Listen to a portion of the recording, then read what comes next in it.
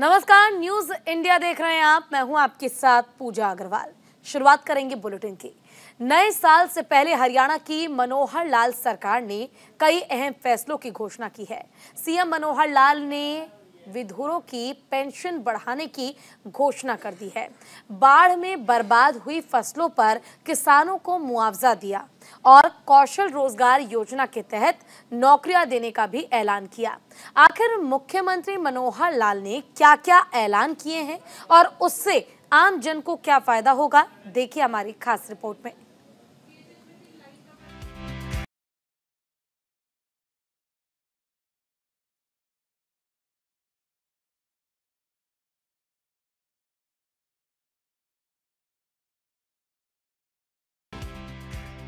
नए साल से पहले हरियाणा की मनोहर लाल सरकार ने पेंशन को लेकर एक और बड़ा फैसला किया है।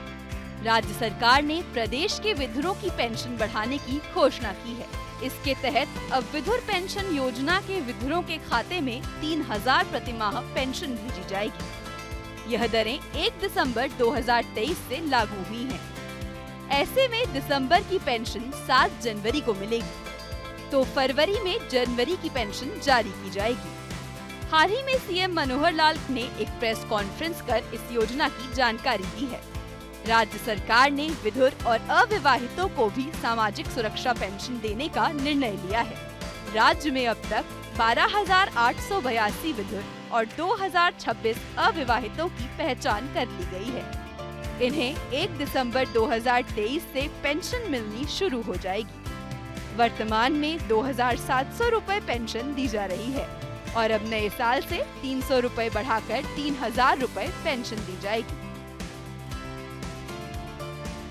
योजना आपको पता है कि हमने विधुर पेंशन योजना और अविवाहित पेंशन योजना, ये 2 योजनाएं घोषणा की थी।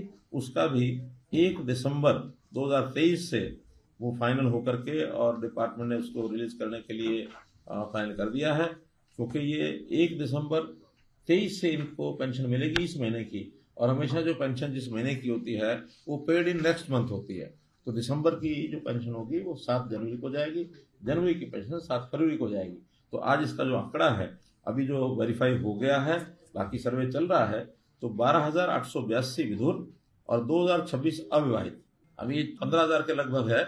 लेकिन मुझे लगता है कि ये संख्या हमारी लगभग 40,000 जाएगी। अभी पीपी से कर रहे हैं, जब पीपी का कंप्लीट वेरिफिकेशन हो जाएगा फिर जो बचेंगे उसका हम आवेदन मांगेंगे। इनको सबको एसएमएस जा रहा है कि आपकी पेंशन लागू हो गई है, पेबल इन जनवरी। तो ये पेंशन विधुर के लिए तो 3 लाख रुपए ही रखा है, क्योंकि विधवा के लिए भी 3 लाख है तो विधुर के लिए भी 3 लाख है वार्षिक आय। लेकिन अविवाहित की वो 180 ही रखी है कि 180 से कम है तो उनको ये मिलेगी। 60 वर्ष तक ये मिलेगी। 60 वर्ष के बाद ये सारी जितनी तरह की पेंशन होती हैं ये ऑटोमेटिकली फिर ओल्ड एज में कन्वर्ट हो जाती है। इस पेंशन के लिए 3 लाख रुपए से कम वार्षिक आय वाले 40 वर्ष आयु के विधुर और 1.80 लाख रुपए से कम वार्षिक आय वाले 45 वर्ष आयु के अविवाहित पात्र हैं। वहीं 60 वर्ष की आयु पूर्ण करने के बाद उपरोक्त दोनों श्रेणियों के लाभ पात्रों को वृद्धावस्था सम्मान भत्ता की पात्रता अनुसार वृद्धावस्था सम्मान भत्ता की योजना में बदल दिया जाएगा। बता दें कि नवंबर में सीएम ने बुजुर्गों की वृद्धावस्था पेंशन में भी 250 रुपए की वृद्धि का ऐलान किया था, जिसके बाद अब बुजुर्गों को भी 2,750 की जगह नए साल से 3,000 रुपए पेंशन मिलेगी। नई दरें 1 जनवरी 2024 से लागू होंगी, यानी फरवरी से इसका लाभ मिलेगा। वहीं नए साल से स्टेज 3 और स्टेज 4 से जूझ रहे कैंसर पीड़ितों को भी 3,000 रुपए मासिक पेंशन शुरू करने का निर्णय लिया गया है। हाल ही में सीएम मनोहर लाल की अध्यक्षता में हुई कैबिनेट बैठक में कैंसर की 3री और 4थी स्टेज के मरीजों को वृद्धावस्था सम्मान भत्ता की तर्ज पर मासिक भत्ता पर मोहर लगाई गई थी। इसके तहत 3 लाख रुपए तक की वार्षिक आय वाले परिवारों के मरीजों को नए साल यानी 2024 से 3,000 रुपए मासिक पेंशन दी जाएगी।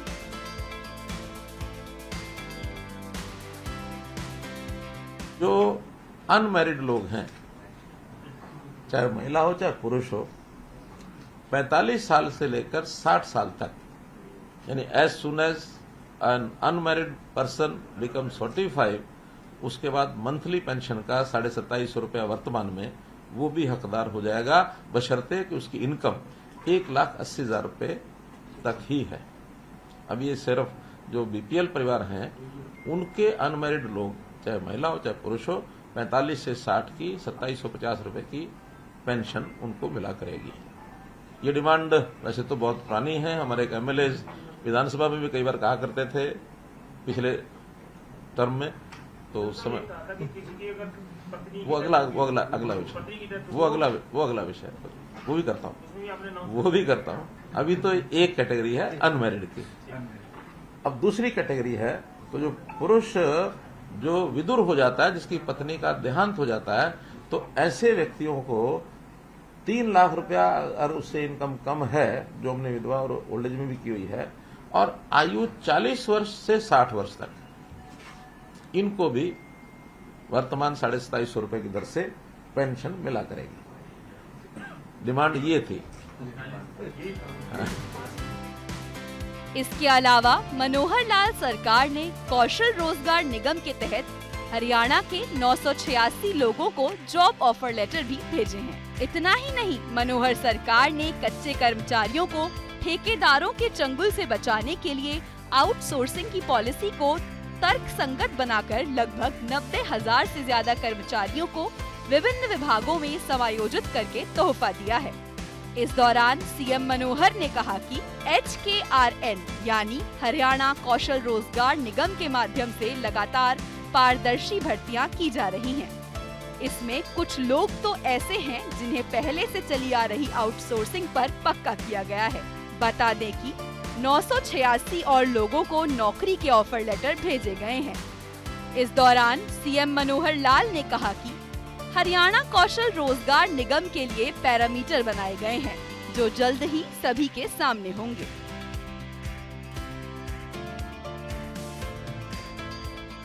HKRN के माध्यम से जैसे लगातार भर्तियां कर रहे हैं, उसमें कुछ तो ऐसी हैं जो पहले से चले आ रहे हैं आउटसोर्सिंग पर, उनको पोर्ट किया है, और कुछ ऐसे जो नए सिरे से HKRN पर नौकरियां दे रहे हैं।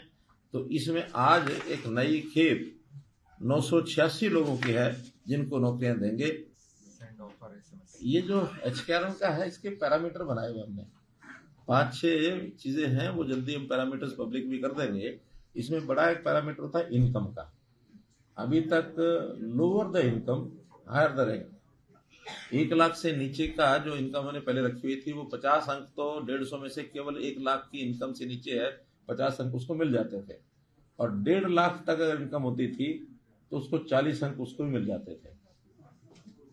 बल्कि शुरू में तो 40 और 50 जी सर, उसका 50 और 100 रखी थी अंत्योदय के लिए। हाँ, वो घटा के फिर 50 का। अभी जो है नए से उसमें इनकम का थोड़ा कम करके और चीजों में बढ़ाया है, जिसमें क्वालिफिकेशन है, सेम ब्लॉक है, और जो स्पेशल कैटेगरीज हैं, विडोज हैं, दिव्यांग है, ऐसे कुछ हैं।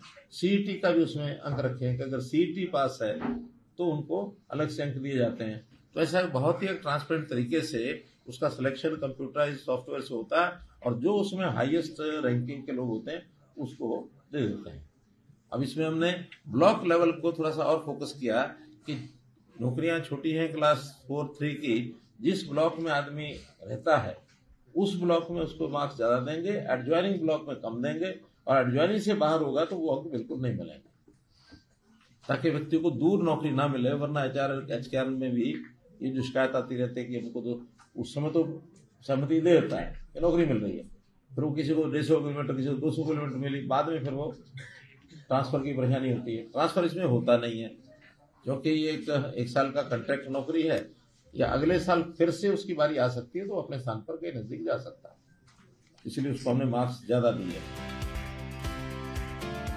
पहले से अनुबंध आधार पर लगे कर्मचारियों को हरियाणा कौशल रोजगार निगम में पोर्ट किया गया है, और नए सिरे से भी लोगों को नौकरी दी जा रही है। बता दें कि कच्चे कर्मचारियों को EPF अंशदान और ESI के नाम पर ठेकेदारों द्वारा किए जा रहे शोषण की शिकायतों को मुख्यमंत्री ने गंभीरता से लिया है और कर्मचारियों को एक ही छत के नीचे सभी सुविधाएं मुहैया कराने के लिए हरियाणा कौशल रोजगार निगम का गठन करवाया है। इतना ही नहीं, सीएम मनोहर लाल मानते हैं कि लोकतंत्र में कर्मचारी सरकार चलाने के लिए अहम कड़ी होता है। इसी को ध्यान में रखते हुए बीते 9 सालों में सरकारी कर्मचारियों की नियमित भर्ती प्रक्रिया को पारदर्शी तरीके से मेरिट आधार पर पूरा कर 1,10,000 से ज्यादा युवाओं को नौकरी दी है। इसके अलावा लगभग 60,000 से ज्यादा पदों की भर्ती प्रक्रिया विभिन्न चरणों में है। जिन विभागों में तत्काल कार्य बल की जरूरत है, उसे पूरा करने के लिए हरियाणा कौशल रोजगार निगम एक अहम भूमिका निभा रहा है।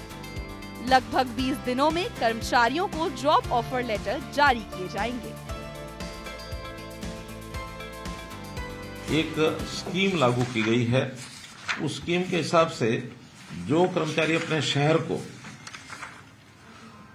स्वच्छता के उच्च मापदंड की श्रेणी में लाएंगे, स्वच्छता जो सर्वेक्षण होता है राष्ट्रीय स्तर पर एक सूची छपती है, उसमें जो ऊपर यानी कारपोरेशन के जो 25% कारपोरेशन यानी 11 हैं तो 3 कारपोरेशन जो उसमें सर्वश्रेष्ठ आएंगे, उनके कर्मचारियों को 12,000 रुपया वार्षिक प्रोत्साहन ये दिया जाएगा। और ये कुल मिला के सभी नगर निगम, नगर पालिका और नगर जो हमारे परिषद सबके 25% जो ऊपर वाले होंगे उनके कर्मचारियों को 12,000 रुपये दिया जाएगा। उसके अगले जो 25% होंगे यानी कुल 88 हैं, कितने 88 में से 25% माने 22 नगर पालिकाओं को 12,000 रुपया। अगली 22 जो नगर पालिकाएं होंगी वो अलग अलग श्रेणी के हिसाब से जैसा भी योजना होगी तो उसके हिसाब से उनको 9,000 रुपया वार्षिक प्रोत्साहन ये दिया जाएगा। और कुल मिलाकर इसमें 4 किस्तों में ये देंगे हर 3 महीने के बाद, ताकि उनको उसका लाभ लगातार मिलता रहे। ऐसे ये कर्मचारी चाहे नियमित हों, चाहे पालिका के जो रोल कर्मचारी हैं, आउटसोर्सिंग है, जितने भी उन नगर पालिकाओं में लोग होंगे उनको सबको, उनके जो कर्मचारी हैं आउटसोर्सिंग एजेंसी के जो कर्मचारी हैं उन सबको ये मिलेगा। लगभग 20 करोड़ रुपया वर्ष का इसमें जो है अतिरिक्त इन कर्मचारियों को हिस्से में जाएगा। इसी साल से लागू होगी ये जो सर्वेक्षण इस बार आएगा उसके बाद उनको अगले साल में 4 किस्तों में दिया जाएगा। यानी जिस वर्ष का सर्वेक्षण होगा ये पैसा उसके अगले साल में 4 किस्तों में दिया जाएगा। इस साल का सर्वेक्षण अब कब आने वाला है? सर अभी इस समय सर लोगों से फीडबैक ले रहे हैं तो उसका रिजल्ट आ जाएगा फरवरी में। यानी अगला साल जो 24-25 है उसमें ये पैसा उनको मिलेगा। इस साल के लिए नहीं, इस साल के सर्वेक्षण के रिपोर्ट के हिसाब से मिलेगा। अगले साल में, अगले साल के लिए ही होगा। अगले साल और अच्छी सफाई करें। कोई ऐसा एरियर नहीं है, ये उनका एक पारितोषिक है। इस साल अच्छा काम करो, अगले साल पारितोषिक पाओ, फिर अगले साल जो अच्छे आएंगे उससे अगले साल उनको पैसा मिलेगा। वहीं बाढ़ प्रभावित किसानों को हरियाणा सरकार ने मुआवजा जारी किया है। जुलाई में आई बाढ़ से करीब 1,41,000 किसानों की 6.80 लाख एकड़ फसल प्रभावित हुई थी। प्रभावित किसान पिछले 5 महीनों से मुआवजे का इंतजार कर रहे थे। सरकार ने धान की दोबारा बिजाई करने वाले किसानों को 7,000 रुपए प्रति एकड़ और जिन किसानों की 70% से ज्यादा फसल बर्बाद हुई है उन्हें 15,000 रुपए प्रति एकड़ मुआवजा देने का ऐलान किया है। मुआवजे की राशि करीब 98 करोड़ रुपए है। बता दें कि हरियाणा में भारी बारिश की वजह से आई बाढ़ के बाद फसलों को भारी नुकसान हुआ था। किसानों को हुए इस नुकसान की भरपाई करने के लिए हरियाणा सरकार की तरफ से फसल क्षतिपूर्ति पोर्टल बनाया गया था। इसके तहत प्रदेश के किसानों को राज्य सरकार की तरफ से 98 करोड़ रुपए का फसल क्षतिपूर्ति मुआवजा जारी किया गया है। सीएम मनोहर लाल ने प्रेस को संबोधित करते हुए बताया कि क्षतिपूर्ति पोर्टल पर फसल नुकसान को लेकर मुआवजे की घोषणा की गई थी।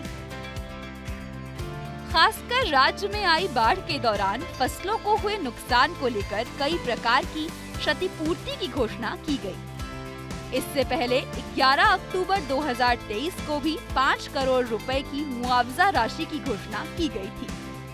11 अक्टूबर को दिए गए मुआवजे के तहत किसानों को फसलों के अलावा पशुधन, घर और वर्जित संपत्ति जैसे बर्तन इत्यादि के नुकसान के लिए पैसे दिए गए थे। इस बार जो मुआवजे की राशि दी जा रही है वह फसलों को हुए नुकसान के लिए है। हालांकि इसमें कपास को हुए नुकसान की भरपाई नहीं की गई है, क्योंकि कपास नुकसान की भरपाई का आवेदन करने के लिए 30 नवंबर तक क्षतिपूर्ति पोर्टल खुला हुआ था। इसके नुकसान का अभी आकलन चल रहा है। जल्द इसके लिए भी मुआवजा राशि जारी की जाएगी।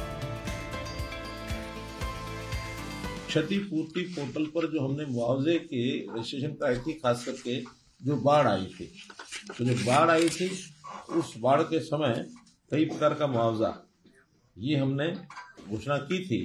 11 अक्टूबर 2023 को भी हमने जो 5 करोड़ 96 लाख ये मुआवजा, जिसमें पशुधन है, घर है, वाणिज्यिक संपत्तियां आदि, तो कपड़े, बर्तन, इनकी जो क्षति थी ये पहले कर चुके हैं। आज जो फसलें हैं, फसलों का जो खराबा हो गया था, उस फसलों के खराबे को कपास का छोड़कर, जो कि 30 नवंबर तक पोर्टल खुला था कपास के लिए, उसमें सब लोगों ने भर दिया है। इसमें 31 दिसंबर तक कपास का हो जाएगा, लेकिन कपास को छोड़ करके बाकी जिन्होंने दोबारा बिजाई की थी अथवा जो लॉस 25% से लेकर 100% के बीच में आकलन किया गया है, उसका 97 करोड़ और 89 लाख, लगभग 98 करोड़ रुपया इसको आज जारी करने के लिए मैं घोषणा करता हूं। अभी जो है इसको बटन के माध्यम से और सबको ऑनलाइन ये भेज दिया जाएगा और ये सबको आरटीजीएस के माध्यम से उनके खातों में और ये भेजा जा रहा है। जो ये आज 98 करोड़ भेजा है, इससे पहले 5 करोड़ रिलीज कर दिया था। शहरी क्षेत्रों के अंदर जो कमर्शियल जितने भी एस्टेब्लिशमेंट थी उनका नुकसान हुआ था, उसका सर्वे करने के बाद मोटे रूप से सर्वे हो चुका है, लेकिन अर्बन लोकल बॉडी उसको साथ साथ मैनुअली उसको देना उन्होंने जारी कर दिया है। वो भी 6 करोड़ 70 लाख रुपए बना है और कुल मिलाकर के 40 लोगों का देहांत हुआ था, उनको भी 1 करोड़ 60 लाख रुपए पहले हम दे चुके हैं। 7 लोग अभी ऐसे भी हैं जिनका सत्यापन होना भी बाकी है। कुल 47 डेथ हुई थी। तो ऐसा सब मिलाकर इस बाढ़ के कारण से 112 करोड़ 21 लाख रुपए का मुआवजा ये दिया गया है। सीएम मनोहर लाल ने कहा कि कपास के अलावा जिन फसलों को नुकसान हुआ था, कई किसानों ने दोबारा फिर से खेती की है। इसके अलावा जिन किसानों को 25% से 100% तक का नुकसान हुआ है, उन किसानों के लिए 97 करोड़ 89 लाख रुपए जारी किए गए हैं।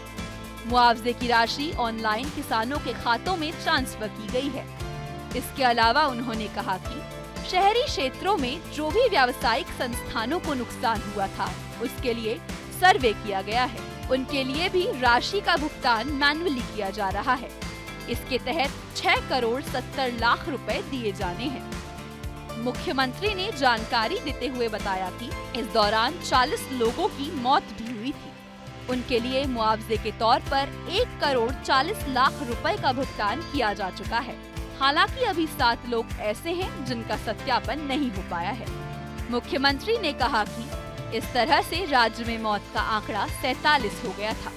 सीएम मनोहर लाल ने कहा कि कुल मिलाकर इस बाढ़ के कारण हुए नुकसान को लेकर 112 करोड़ रुपए का मुआवजा दिया गया है। हम प्रगतिशील किसान, इनके सम्मान की भी योजना में रखते हैं। प्रगतिशील किसान और नए किसानों को ट्रेंड करें, इसकी भी हम योजना बनाते हैं। हमने 2 तरह की योजना ऐसी बनाई है कि जो प्रगतिशील किसान अपना काम अच्छा करते हैं, दूसरे लोगों को ट्रेंड करते हैं, उसके नाते से उनकी 3 श्रेणियां बना करके और हमने उनके नाम रखे हैं। प्रथम स्थान पाने वाले प्रगतिशील किसान को 5 लाख रुपए, द्वितीय पुरस्कार 2 किसानों को जो मिलेगा वो 3-3 लाख रुपए और तृतीय 5 किसानों को 1-1 लाख रुपए नगद पुरस्कार दिए जाएंगे। अभी तक इसके लिए 287 प्रगतिशील किसानों का हमने चयन किया है। हम भी इस श्रेणी में आए ताकि दूसरों किसानों को भी अपने जैसा बनाएं और अपनी खेती प्रगतिशील किसान के नाते से अपेक्षा अनुरूप हमारी उत्पादकता बढ़े, हमारे पानी का उपयोग कम हो और हम उसका एक उद्योग लगा करके प्रोसेसिंग के नाते से भी उसका उपयोग कर सकें। तो ऐसे सभी पैरामीटर्स को ध्यान करके मैं एक अच्छा प्रगतिशील किसान बन सकता हूं, मैं अग्रणी प्रगतिशील किसान बन सकता हूं, ये मन में भाव लेकर के हमको आगे बढ़ना चाहिए। हम अपने जैसे अपने आसपास के 10 किसानों को और ट्रेंड करें, 10 को करें, 5 को करें, 8 को करें, जो भी हमारी क्षमता है उस हिसाब से हम करें।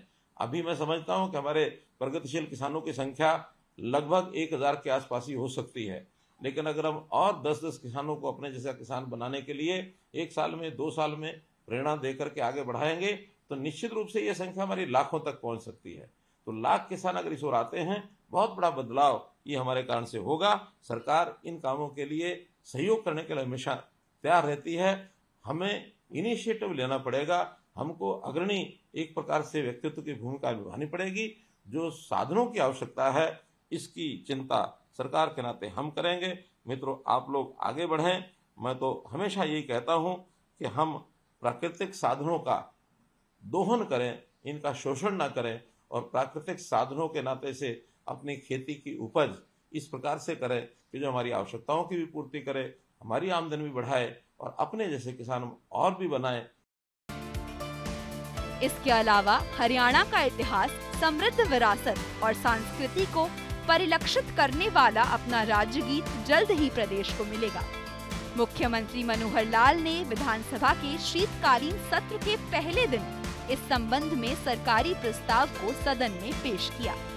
सरकार द्वारा चयनित 3 गीतों को सदन में सुनाया गया, जिन पर सदस्यों द्वारा एक गीत को चुनकर उसे 1 साल के लिए राज्य गीत घोषित किया जाएगा। सीएम मनोहर लाल ने प्रस्ताव पेश करते हुए कहा कि हरियाणा राज्य 1 नवंबर 1966 को अस्तित्व में आया, लेकिन हरियाणा की पावन धरा पूर्व वैदिक काल से ही गौरवशाली इतिहास, समृद्ध परंपराओं और संस्कृति का केंद्र रही है। हरियाणा प्रदेश की पहचान भारत के अग्रणी राज्यों में होती है। हरियाणा के लोगों ने सदैव देश की रक्षा में अनेक बलिदान दिए हैं और राष्ट्र निर्माण में महत्वपूर्ण योगदान दिया है। मैं प्रस्ताव प्रस्तुत करता हूं कि यद्यपि हरियाणा राज्य 1 नवंबर 1966 को अस्तित्व में आया, लेकिन हरियाणा की पावनधरा पूर्व वैदिक काल से ही गौरवशाली इतिहास, समृद्ध परंपराओं और संस्कृति का केंद्र रही है। आज हरियाणा प्रदेश की पहचान भारत के अग्रणी राज्यों में होती है। हरियाणा के लोगों ने सदैव देश की रक्षा में अनेक बलिदान दिए हैं और राष्ट्र निर्माण में महत्वपूर्ण योगदान दिया है। यद्यपि हरियाणा का अपना राज्य चिन्ह है, लेकिन प्रदेश का कोई राज्य गीत नहीं है जो इसके इतिहास और संस्कृति का प्रतिनिधित्व करता हो और जिसमें इसके लोगों के गुण और योगदान समाविष्ट हों। एक बार अपनाया गया राज्य गीत सभी हरियाणवियों को उनकी जाति, लिंग, धर्म या आर्थिक स्थिति से इतर इन्हें एक नई गौरवपूर्ण पहचान प्रदान करेगा। हमारे पास 3 विकल्प हैं जिन्हें इस माननीय सदन के समक्ष राज्य गीत के रूप में विचारार्थ रखा जा रहा है। इन विकल्पों का चयन एक विस्तृत प्रक्रिया के माध्यम से किया गया है। इसमें समाचार पत्रों में विज्ञापन के माध्यम से जनता से गीत आमंत्रित किए गए थे। इसके जवाब में 204 प्रविष्टियां मिली, जिनमें से इन 3 का चयन किया गया है। मैं राज्य गीत का चयन करने में माननीय सदन का समर्थन चाहता हूं। मुझे आशा है कि यह गीत इस सदन की और राज्य के लोगों, जिनका हम सभी प्रतिनिधित्व करते हैं, की सामूहिक इच्छा को अभिव्यक्त करेगा। मैं इन 3 विकल्पों को आपके विचार के लिए प्रस्तुत करता हूं और आपकी राय चाहता हूं कि इन 3 विकल्पों में से किस गीत को प्रारंभ में आज से 1 साल की अवधि के लिए राज्य गीत के रूप में अपनाया जाए। मैं चाहूंगा कि आज इन गीतों को सुना दिया जाए। मात्र सुनाने के बाद 2 दिन हमारे पास ड्राफ्ट भी है उसका, गीतों का, और ये सुन भी लेंगे, क्योंकि उसके लय के भी हिसाब से कई बार चयन का फर्क पड़ता है। तो उसका सोमवार को या मंगलवार को सबका कंसेंसस बनवा लेंगे, कोई दिक्कत नहीं है। लेकिन ये तो गीत को केवल सुनाने के लिए आज तो सिर्फ प्रस्तुत कर रहे हैं। हाँ, प्रस्तुत कर रहे हैं और उस दिन राय ले लेंगे मंगलवार को, जिसकी कंसेंसस बनेगा उसको लागू कर देंगे। सीएम मनोहर लाल ने कहा कि यद्यपि हरियाणा का अपना राज्य चिन्ह है, लेकिन प्रदेश का कोई राज्य गीत नहीं है जो इसके इतिहास और संस्कृति का प्रतिनिधित्व करता हो। और जिसमें इसके लोगों के गुण और योगदान समाविष्ट हों। एक बार अपनाया गया राज्य गीत सभी हरियाणा वासियों को उनकी जाति, लिंग, धर्म या आर्थिक स्थिति से इतर उन्हें एक नई गौरवपूर्ण पहचान प्रदान करेगा। सीएम मनोहर लाल ने कहा कि राज्य सरकार ने समाचार पत्रों में विज्ञापन के माध्यम से जनता से गीत आमंत्रित किए थे। इसके जवाब में 204 प्रविष्टियां मिली, जिनमें से 3 का चयन किया गया, जिन्हें सदन के समक्ष राज्य गीत के रूप में विचारार्थ रखा गया।